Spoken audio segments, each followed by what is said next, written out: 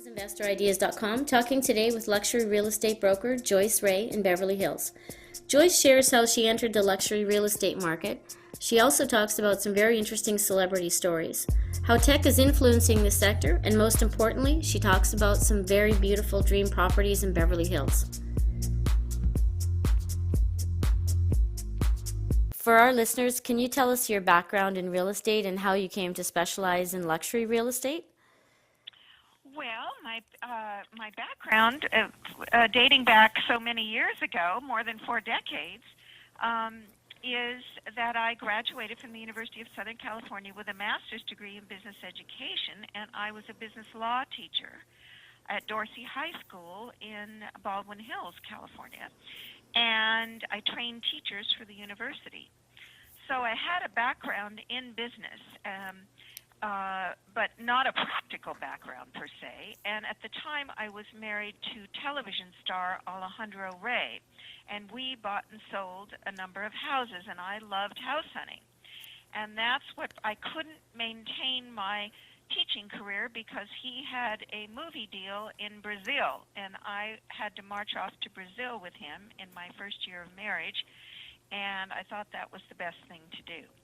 So as a result, I lost my tenure as a school teacher with the Los Angeles Unified School District, and ultimately thought I would study for my real estate license because we were buying and selling houses and thought it would be a useful bit of knowledge. And I hung my license, and someone encouraged me as a realtor, and the rest is history.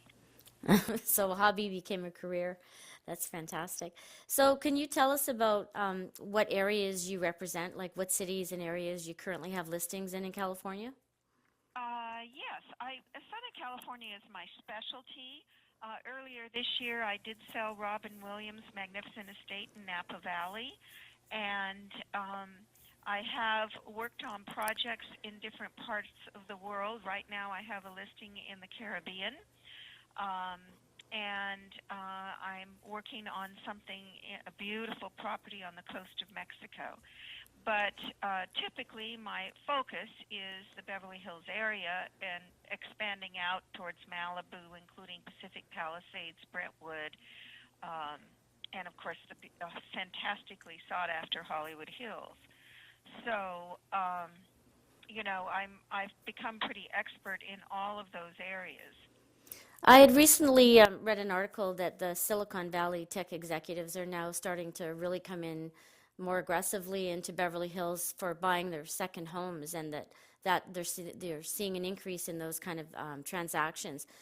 Just wondering, what are you seeing in that, and like firsthand, and are you seeing that that's the case?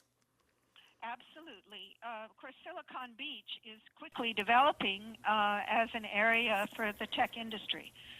And so the natural adjunct to that is having a nice property here. And of course, there are some very famous tech leaders that have purchased here over the years. Many of them we have NDAs on, but some of them have been written up in the newspaper, like Marcus Persson and Eric Schmidt and Sean Parker. They're known for buying remarkable houses. Do you see them as a different kind of buyer than, for example, a celebrity, or the tech executives and entrepreneurs looking for a different thing? Well, the tech people might be more attuned to the technological side of a house, although I think Eric Schmidt bought a house that didn't have much technology attached to it. If you can afford state-of-the-art and the latest gadgets, a tech person certainly would be in a position to appreciate that. But, most everyone that would be considered an ultra-high net worth individual has pretty sophisticated taste and is looking for privacy and quality and architectural integrity. And from the tech sector impacting the real estate market, what are you seeing the transitions and changes, whether it's an app or website technology or social media? How do you see that impacting the real estate market, or do you see that within the luxury real estate market at all? Oh, I think it's been a tremendous impact. My favorite thing is Instagram. I feel that that's particularly good because it's visual, it's quick, and everybody's a quick study now. And you can reach tens of thousands of people with a single click. So I use Instagram pretty consistently. But I think also, I've expanded to do all sorts of online advertising, and I think that that's going to become more and more important. Absolutely. Can you talk about some of your current listings in Beverly Hills and what makes them spectacular? Oh yes. Well, I have a historic estate at the moment, the famous Harry Warner estate, where Marilyn Monroe once stayed in the guest house, and it's a really charming kind of English country estate on over an acre behind the Beverly Hills Hotel, extremely private, with a tennis court, swimming pool, a total of 7 bedrooms. It's really, really spectacular. There's several other houses I'd like to talk about before I talk about celebrities. Sure, absolutely. I have a gorgeous listing off Benedict Canyon in the Beverly Hills area, which is up in the hills and overlooks all of Beverly Hills and Bel Air. And it was just completed. It's a beautiful replica of a European villa. And it's on a private road, and it has incredible detailing, a huge master suite, fabulous mosaic, marbled,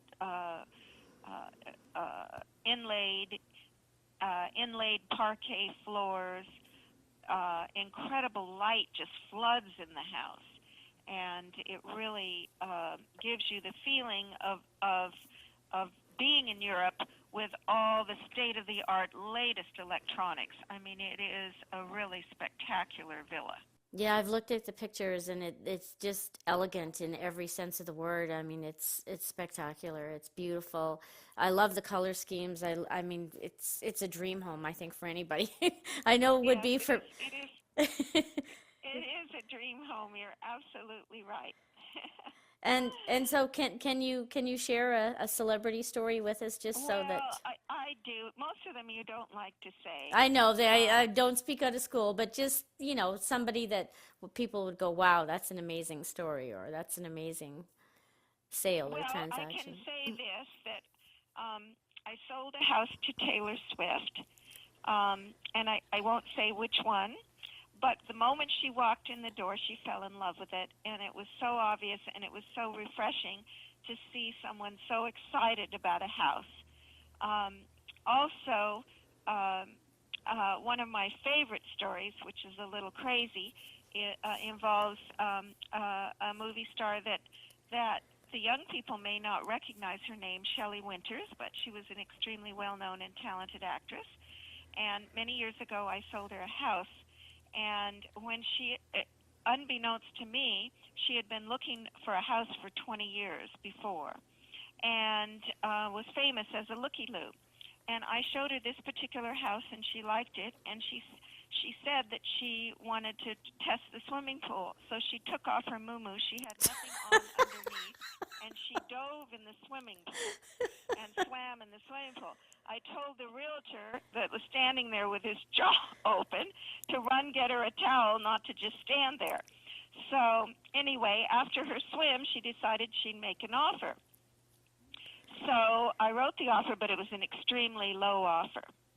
And it was at that moment that an old-time realtor walked in the door, and she said, "What are you doing, Joyce?" I said, "I am." In those days, we type-wrote offers. I said, "I'm typing an offer for Shelley Winters. I'm so excited."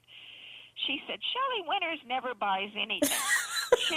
She won't buy. She won't buy it." At that moment, the phone rang, and Shelley was on the phone. She says, "Joyce, I'm not sure if I want to buy this house or not." And so I said to her, "Well, Shelley, I'm not. Your offer is so low, you don't have to worry. they're never going to take your offer. So she said, okay, come over. And so I went over, and she signed the offer.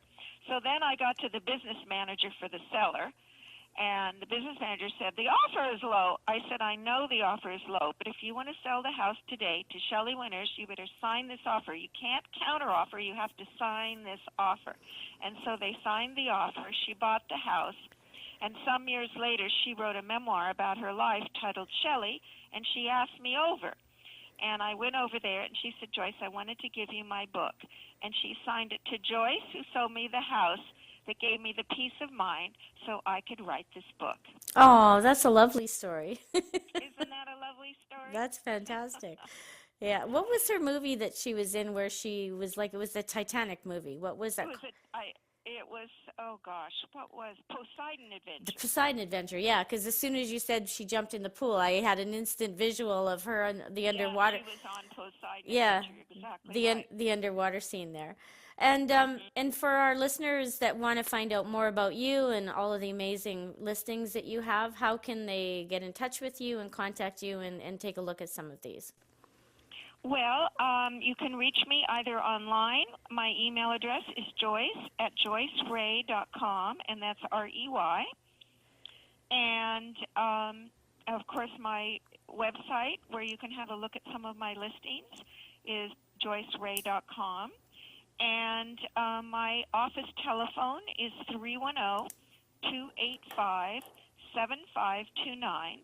And I head the estates division for Coldwell Banker here in the region.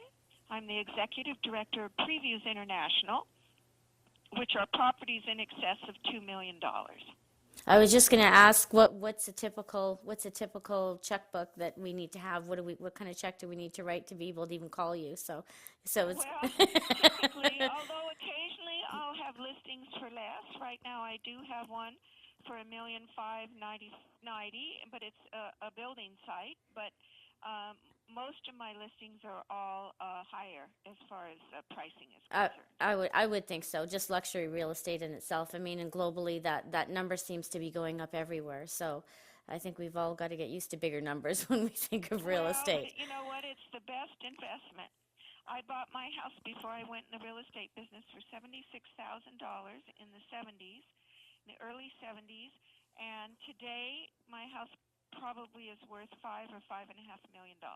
Yeah, So that's let's put it this way: it's the best investment I have ever made. and plus the homes that you show, as I said, are so beautiful that it's an investment. But it's like art. It's like it's so beautiful. They're so beautiful that they're beyond just a real estate investment. I think they're an investment in something that's just beautiful. Well, and plus the fact it's a lifestyle. It's nice to put your money into a house where you live every day and enjoy it. I mean, there's nothing, it's just a great, but you always have to be careful to have your budget in mind because you don't want to overspend on the other hand. That's right. Well, thank you very much. I really, I hope our listeners take a look at your website and see what you have to offer, and hopefully we'll have an update and a follow-up soon.